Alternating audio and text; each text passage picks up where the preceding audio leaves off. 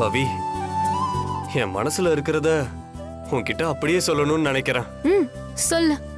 உன்னை பாக்குறப்போ எனக்கு பிரமிப்பா இருக்கு, சந்தோஷமா இருக்கு.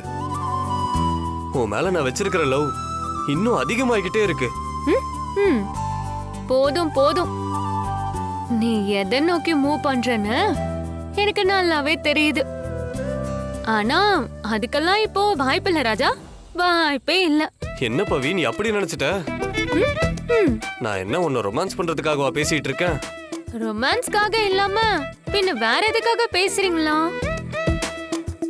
ஆனா உன் புத்தி எப்படி போகணும் எனக்கு தெரியாதா என்ன? இல்ல பவி, நிஜமாவே நான் உன்னை அப்ரிஷியேட் பண்ணி பேசதான் கூப்பிட்டேன்.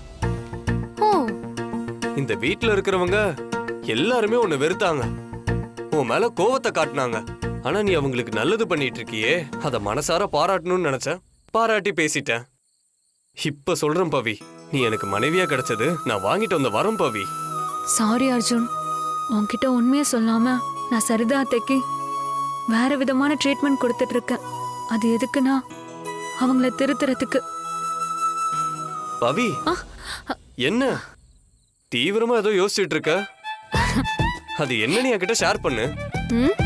அது ஒண்ணும் இல்ல அர்ஜுன், நீ ஹஸ்பண்டா அமையறதுக்கு நானும் வரம் வாங்கிட்டு வந்திருக்கேன்னு நினைச்சேன். வாவ், நம்ம ரெண்டு பேத்துக்கும் ஒரே வேவ் லென்த் இருக்கு பாரு.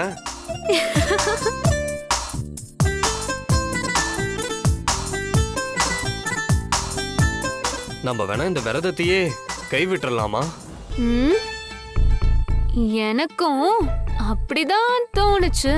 அப்புறம் என்ன, வா நம்ம புது வாழ்க்கை ஆரம்பிப்போம். முதல்ல தோணுச்சு, ஆனா அப்புறம் தோணல. பவி, போய் தானே சொல்ற?